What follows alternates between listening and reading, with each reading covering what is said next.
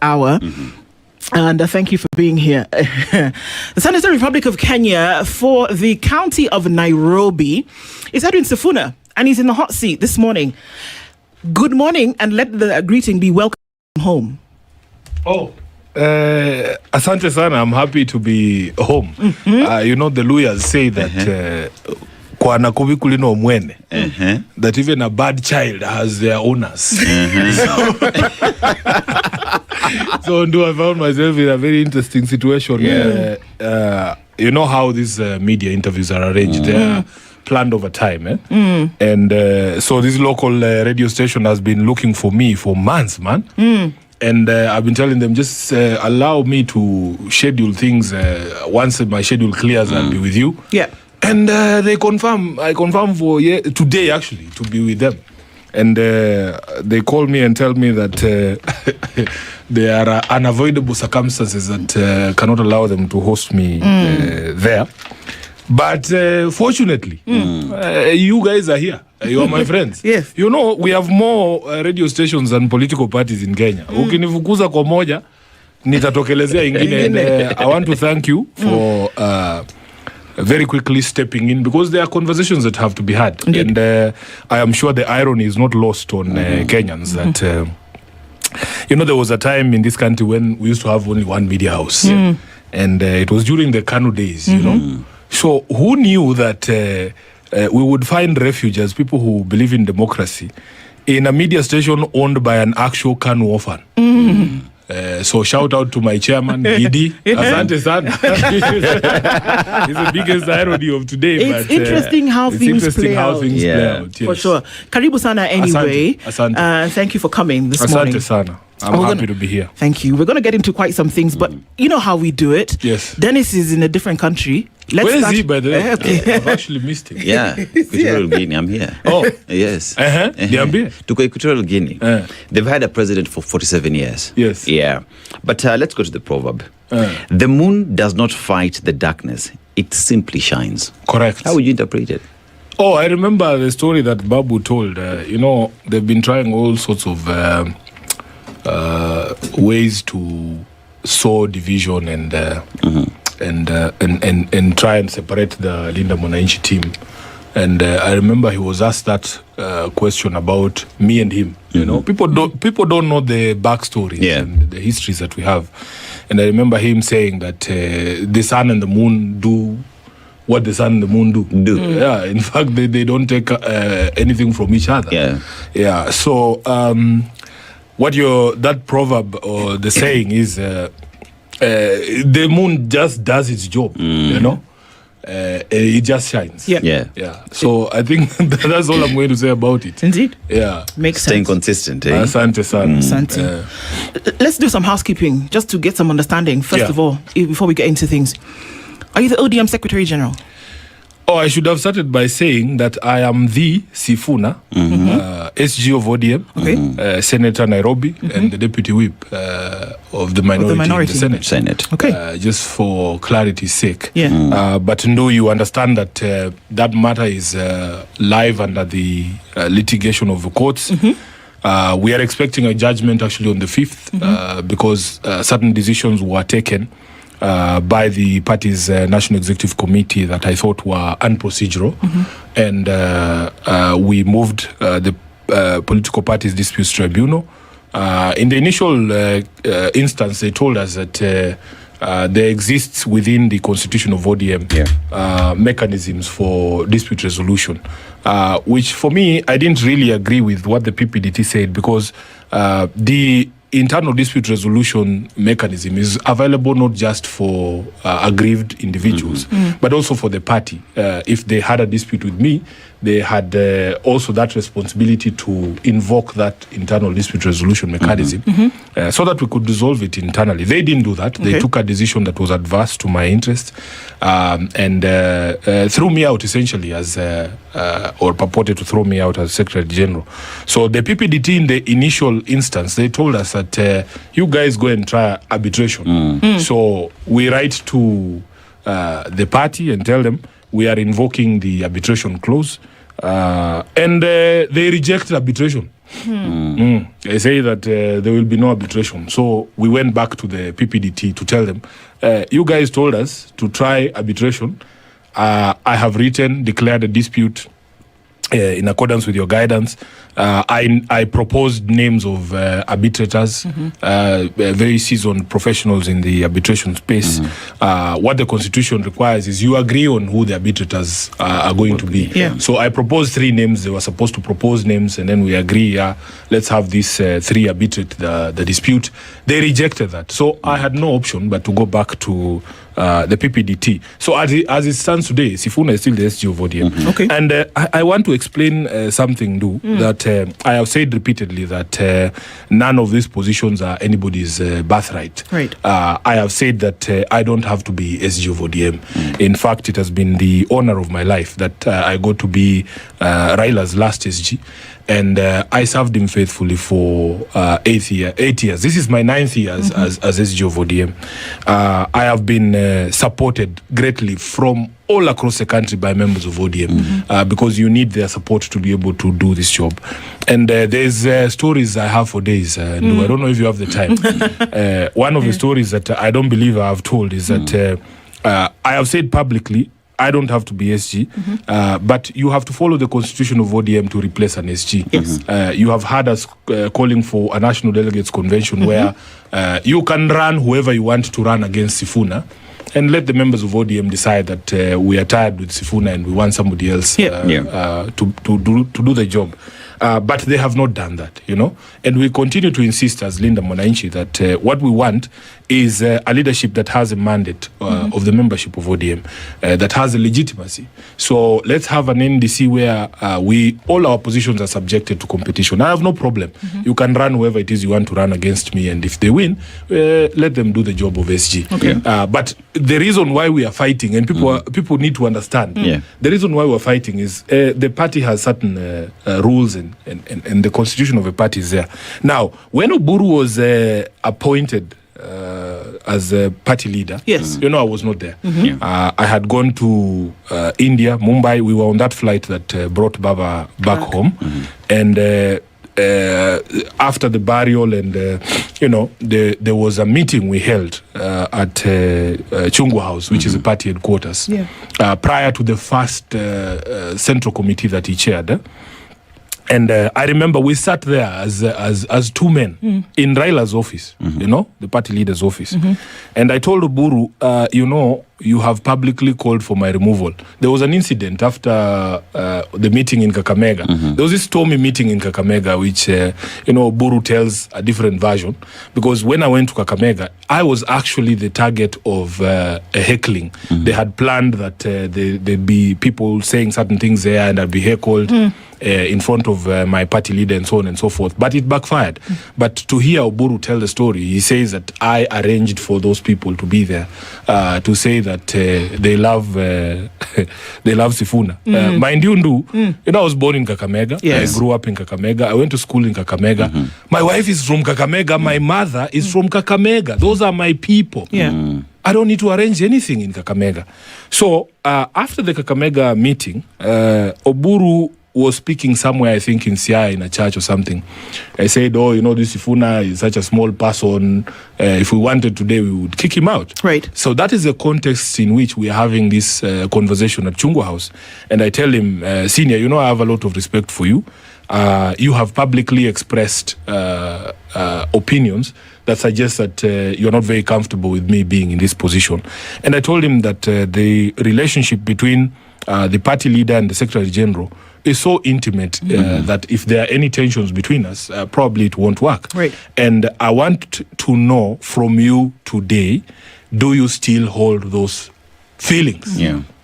And Oburu says, no, first of all, I was upset with what happened in Kakamega. I thought that the people who spoke were a bit disrespectful to Raila. They were not my people. I'm not the one who told them to say those things, And he says, I didn't plan to be party leader. I have found myself in this situation because of circumstance. Nobody would have predicted the death of Raila. But we need each other to be able to go through this difficult period, to transition the party and let bygones be bygones. And we shake hands. You did? Because I told him, if you still feel that way, I will give you my letter of resignation today. Okay. Yeah, because the bigger interest is not Sifuna being SG, is for the party to progress. Because I honestly, what I say that Raila's burial is something that I actually believe in. That I believe that ODM is one of Raila's biggest legacies as a person who believed in multi-party democracy, as a person who actually fought for multi-party democracies. He believed that political parties need to be strengthened. They need to be perpetual. Like he said it himself, that the party needs to survive all of us. You know, so I meant it, You know, so it's not about Sifuna. It's not about Sifuna. I was prepared to give Oburu a letter and say, let me give you an opportunity to pick an SG that maybe you guys can vibe. But after that, yes. I mean, if we skip forward a little bit, you still came out and said, I refuse to be an SG to mediocrity. Because what did you mean because by this? there is things that happen subsequent to that. Because, you know, where I come from, like the community that I come from, when you sit down as two men or two women and iron out issues and shake hands on it, and we left Chungu House and went to the first meeting of the Central Committee somewhere in Westlands that you saw us speaking the first time after Raila's death. I thought that we were on the same page. Okay. And every time we sit in these meetings, we agree on certain things, very basic things.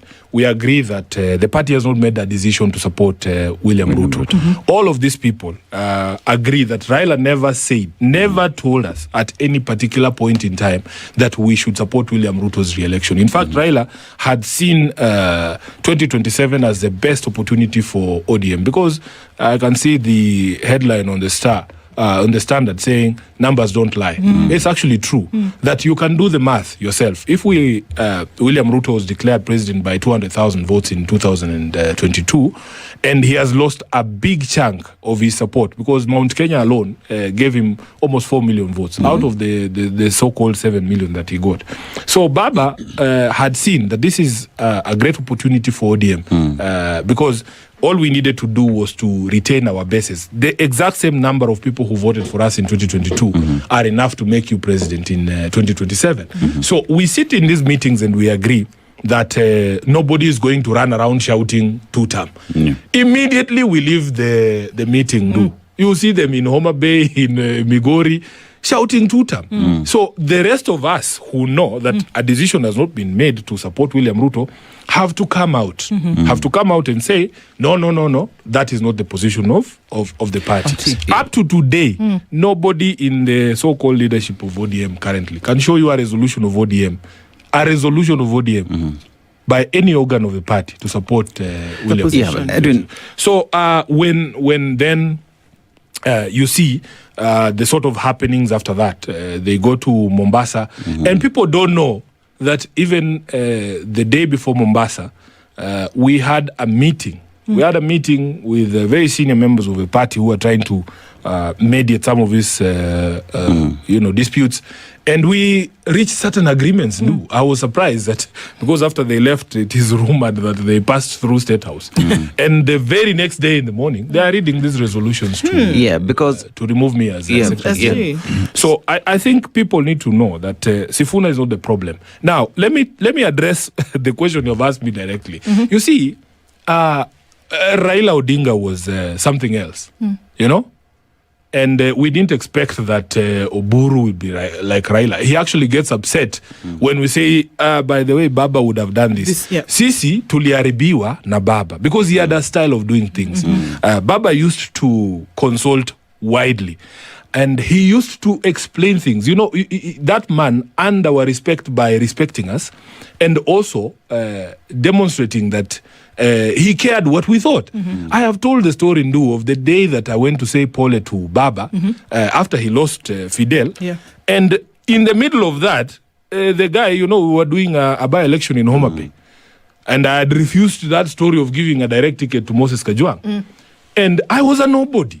You know, for all intents and purposes, everybody knows once Baba says left, we will go left. Yep. But because he knew that I had opposed that decision to hand the ticket to Moses, he runs after me when I leave the house, and he stops me in that corridor outside his house, and he says, Sifuna, we need to talk about Homa Bay. That's the day after Fidel has died. People are streaming into his compound to say, Paul. And he says, Sifuna, I have been told you are sulking. I need to explain to you why we need to do this the way that I am proposing to do it. That's how people's respect is earned, you know? You would find Mzee explaining, even the person you thought is the most useless. He would take his time to talk to him and explain to him. Now, wale wanajua tunasemanga tulikuwa tumezoea kuchukua moto kutoka kwa transformer direct. Sasa sahi tumewekwa kwa power bank. So lazima tuseme it's a proper step down for me, you know. So I have nothing but respect for Dr. Oburu, but he has a different style of doing things. We don't begrudge him. We were just used to something else. Okay. Yeah. So I want to look at broad-based. And at the time when the broad-based was coming together, it was not a political agreement. It was a way of people to achieve the 10-point agenda. Yes. There was nowhere where there was supporting the presidency, the re-election of William Ruto in 2027. Yes. But here we are as well on the 10-point agenda. There was a deadline, 7th of March, right? And with that today, many Kenyans are asking, why stay in a union where nothing has been achieved of the 10 points that are there? And this has been point of contention between you and those who are opposing you. Why the difference? Why the fight in there? Is it because others don't want to speak the truth? Yeah. One of the biggest frustration that I have, my brother, is that we all know the truth, because these truths were told to us when we were all there, you know? And the frustration has been with people who know the truth but have chosen to keep quiet. Sometimes somebody will come out and say, oh, by the way, Baba's position was this. It helps. But then there's those who know the truth that have decided to twist it, you know? So the history of the broad-based government, everybody knows what happens in June of 2024. Everybody knows. The countries on the brink, rumors are circulating that we could actually have the army take over. You remember that situation when the young people took over the streets and came to parliament and the other places. And Baba's thinking was that you need to protect our democracy. For him, the democratic space that we enjoy it took so much for us to get to where we are. Even this conversation we were having at the beginning, when I was telling you that there was a time when there was only one radio station and it was Baba na Mama. Democracy has certain pillars. There are certain freedoms that underpin democracy. You have to have a freedom of media, freedom of the civil society, freedom of speech, freedom of assembly, freedom of conscience, freedom of worship. These are the key ingredients of a democratic state. And we were not always like this. These young people, I tell them every day, we were not always like this. It was not always possible for us to sit on a show like this and speak freely, you know. And Baba's position was that this thing has to be guarded, as they say, that the price of democracy is a ton of vigilance. There is every possibility that you could actually slip back to what used to happen in the 90s. And he says, we would rather have a bad president who was elected through some process than to have a dictator or a military man in State House, because immediately the military takes over, the constitutional order collapses. All of us, even including those of us who are in parliament, all the institutions, including the judiciary and the others, they disappear under dictatorship. And he says, let us show up this government, you know, let us give him the support. We get him to a place where we can remove him democratically. That is the background of the broad-based government. When you hear these other characters tell it, you would think that ODM and UDA sat somewhere in a convention under very normal circumstances and agreed that we are going to form a coalition government. That's not true. By the time we are signing the 10-point agenda MOU, the people who we loaned to government were already in government. So the MOU has nothing to do with the broad-based government. And, these days nobody discusses the MOU because even they themselves, they were denying that we had an expiry date for that MOU. Right. It was the 7th of March. Now, Brian, they go to... Dennis, sorry. They go to KICC and then they purport to extend by 60 days something they claim has not expired. Why are you extending it if there's no expiry date? And for me, some of my problems emanate from my assessment of the implementation of the MOU.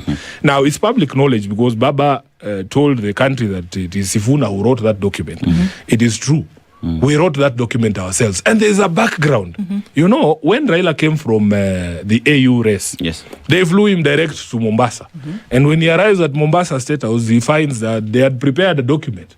Actually, it was more or less a coalition agreement with UDA. And Baba says, there's no way I can sign this document. His style was, first speak to my people. Right. Yeah. And you see him embarking on these consultations across the country, talking to people.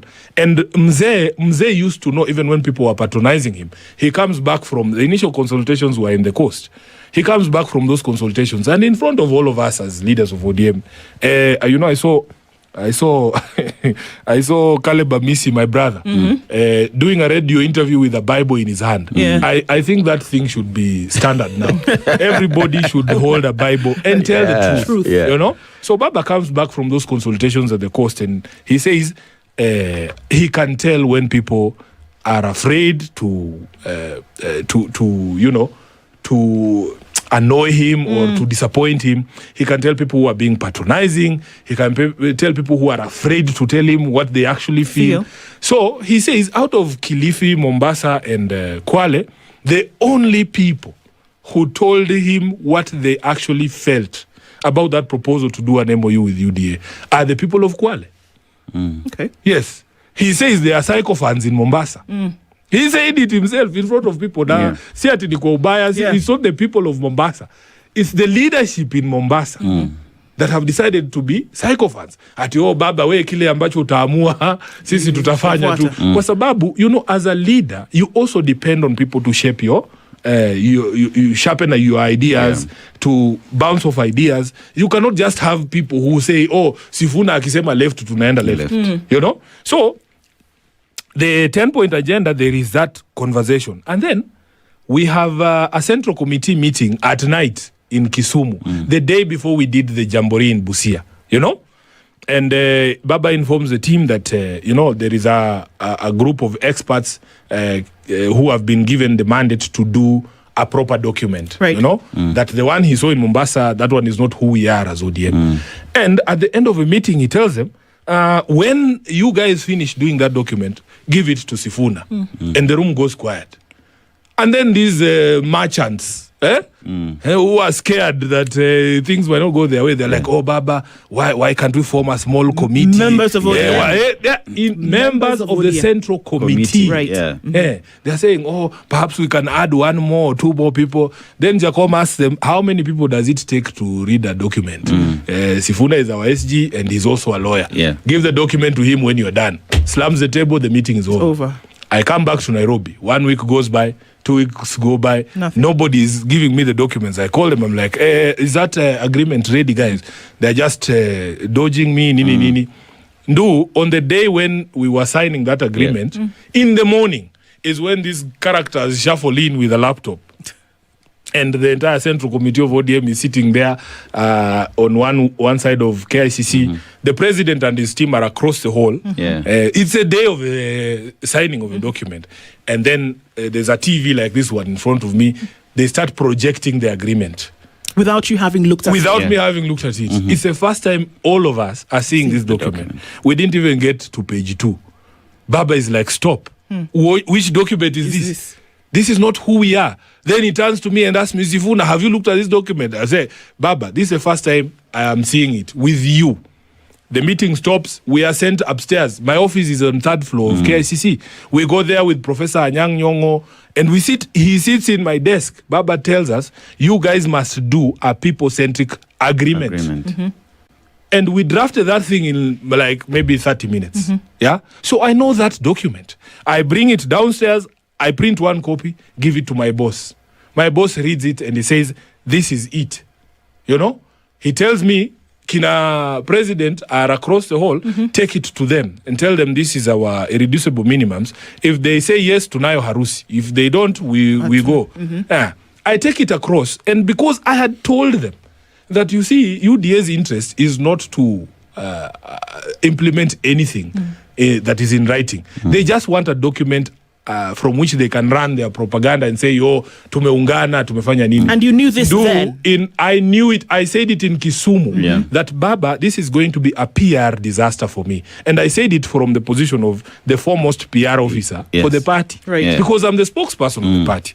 Now, I take it to the SG. president's team. Those guys didn't read it. They didn't read it because their interest was never in the text. They say, and then the president sitting there, iko sawa? Iko sawa. So even when I go back to the room where my boss is, they are shocked that it took me less than 5 minutes. So I'm like, wamekubali kila kitu. Okay, sawa, tuende to sign. So it was obvious that it was not read. They didn't read it because their interest was never in the text. And true to my prediction, when we stand at the steps of the KICC, what does the president say? Wangapi wanakubali tuungane, tutembee pamoja, but look at the text. Look at the text. Now, my problems begin the day that I declare that MOU dead. Yes. And there's a reason. There's a reason I declared that MOU dead. We had provided in that MOU that we want to see a stop to abductions. We want to see a stop to killings. Extrajudicial killings. We want to see respect for political parties. We want to see respect for devolution. We want to see all of these things. We have listed them down. And the day that the police take Albert Ojwang from Homa Bay all the way to Nairobi and they kill him in the police cells here at Central, and Dennis, we are counting upwards of 20 people, young people, who have been killed since the day we signed the MOU. So I do a show with Yvonne, and Baba was still there. And, you know, me, I say, as far as I'm concerned, once you kill someone, they cannot enjoy any of the other things, even if you implemented it. You know, even if you added Homa Bay 2 billion shillings to build buckets, Albert Ojwang will not go to those markets. And that is essentially the beginning of my problems. And a departure from that, I mean, of course, unfortunately, October comes and Raila Odinga unfortunately passes. And thereafter, what one would define as a rapid move or a rapid departure then from this supposed agreement took place. Coming into this year, 2026, Kitengela was the first stop. You went to Kitengela, and the reception that you received, was that an indicator to you that perhaps the country is moving in a different direction and you needed to be the one that was going to be involved in that movement? Because soon after Kitengela, you went to the next place and the next place and the next place. And every time you were told that it's going to be dead on arrival. But if anything, those numbers and that fever has risen. What informed you to now say, let's go full throttle? First of all, you know, Raila's death was a hammer blow, you know? We know that we are all human, we are all mortal, but the way Mzee used to move, you know, nobody ever thought that you would wake up one day and Mzee was gone, you know? So, in fact, the choice of Kitengela, you know, when the day that Mzee died, we actually had a party activation in Kajiado. There was a by-election there. I was dressed in my orange t-shirt. I was going to the ground, you know? And I wake up in the morning and I'm reading my messages. I see somebody who is in Raila's office. He just sent me a message that Amolo has left us. And I had spoken to him the previous day. He had told me he's well, he has left hospital, he's in this Ayurvedic clinic or whatever. So it didn't make sense. So we divert, we go to Mama's house in Karen. meet other leaders there. We had to stay there. President comes. We had to stay there and wait for Oburu. He was in Kisumu. I thought, because, he's the head of the Jaramogi family, I thought we were going to make the announcement there when Oburu arrives. Then statecraft takes over. We are all told we have to go to State House. And I was so angry, when I got to State House, that we are doing this there. Then they had already prepared a list of people who are going to Mumbai to fetch him. Then they look, because I think it's just because I was there. They look at the list and it's just government people, and there's no one from ODM. And they're like, Sifuna, bring your passport. You'll go and fetch your friend. So I find myself in this flight. I'm looking around. I don't see enough of Raila's friends. I'm just wondering who are these characters. Even if Raila himself was to pick the people who are coming to you reckon it's not the folks who are on that It's plane not those characters, Bwana. I was so angry. We get to Mumbai. The indignity that I found my boss in at the airside there, it was just very difficult, And I remember people just saying, after, like, we go to Nyayo Stadium for this, what was it called? A state funeral. Yeah. And I guess I can't really begrudge the military because, once they take over, they have their own traditions. But we as people of ODM, and especially because Raila Odinga was a Nairobi politician, the feeling out there is that we as the people of Nairobi, we as the people of ODM, never got a chance to mourn Raila. There was not even a mention of his party at Nyayo Stadium. We used to do something with Baba when our grassroots officials or leaders in the party died. Me and him would place like the ODM flag on the casket. And even when there were state officers, like I remember when the member of parliament for Kibra died, we agreed with the state, with parliament, that we can do half-half. Yeah. Like the Kenyan flag would be half on the casket. We did it at Moi Girls, So when we are locked out like that and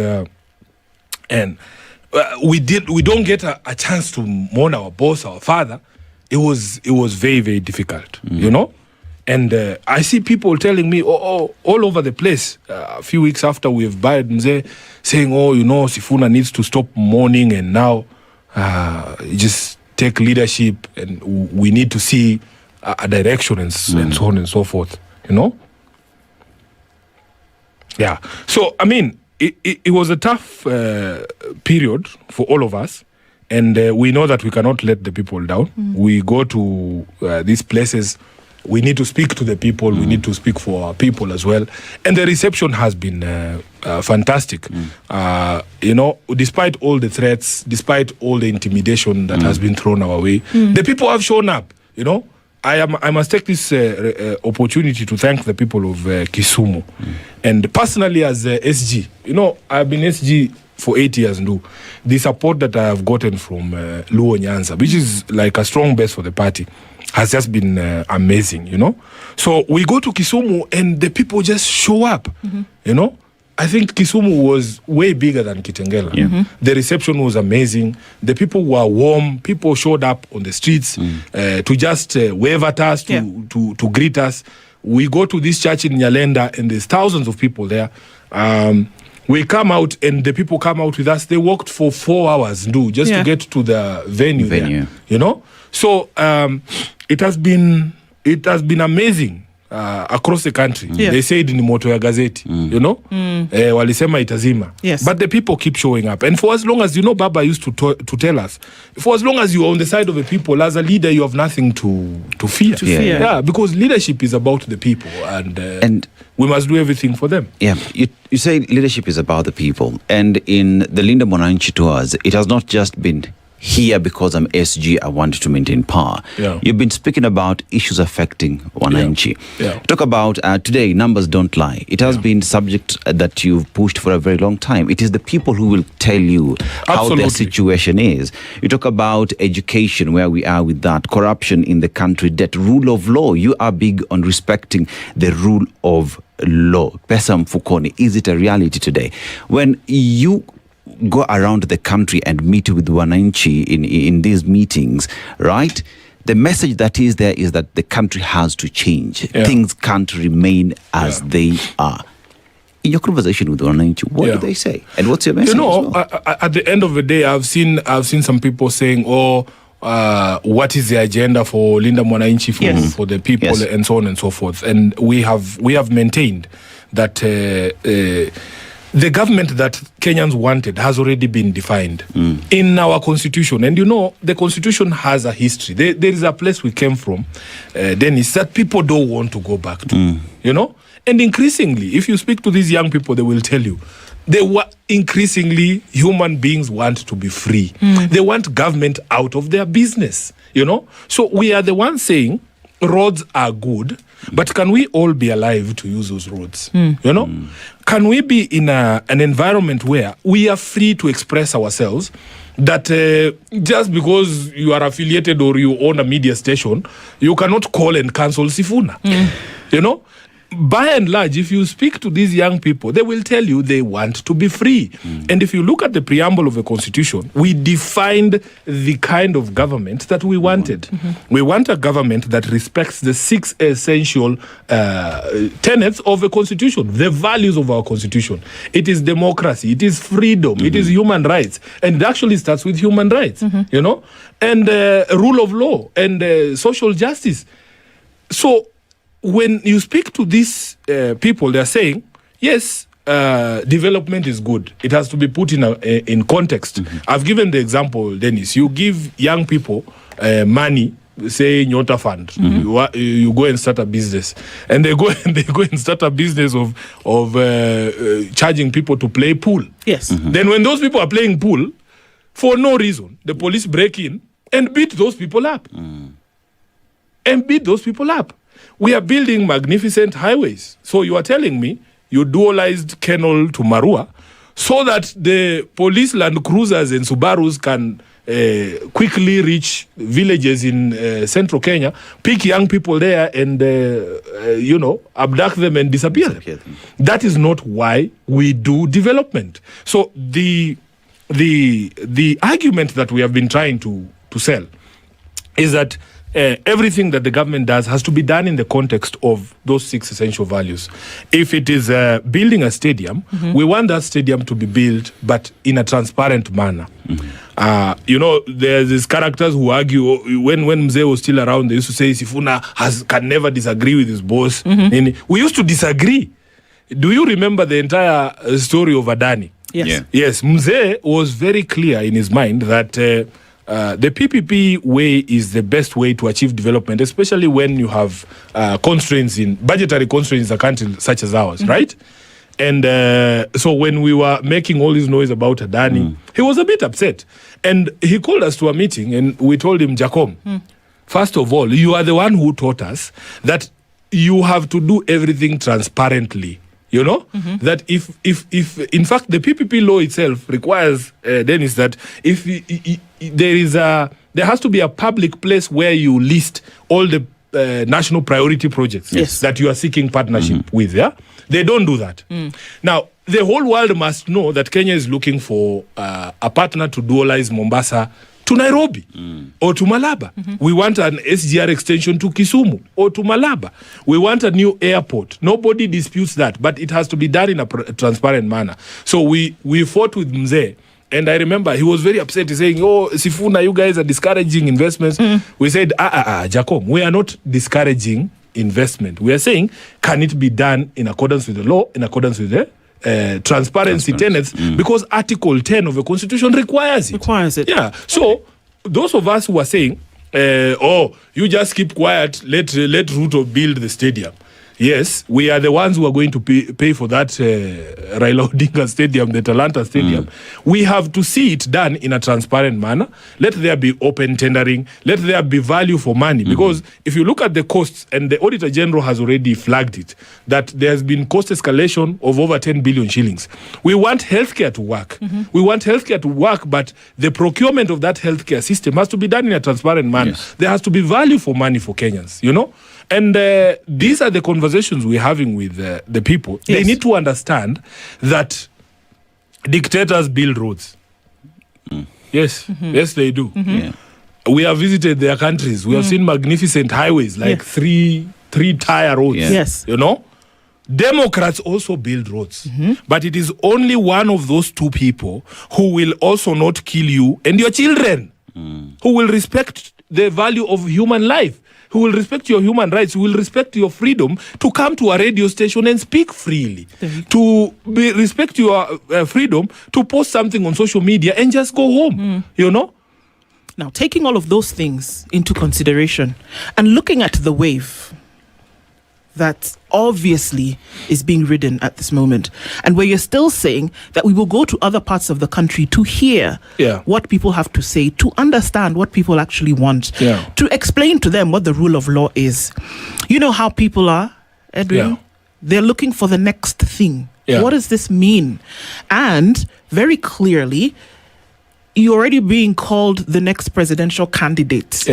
Are you going to run for president? You know, Ndu, what we want to do is to build this movement to a level where it can be consequential.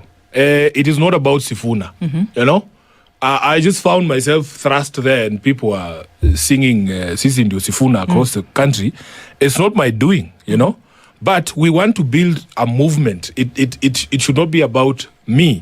We want to build a movement that is consequential, that if we decided that tomorrow we are running Ndu, you would win that election without question. You know, I am one of the people who also believe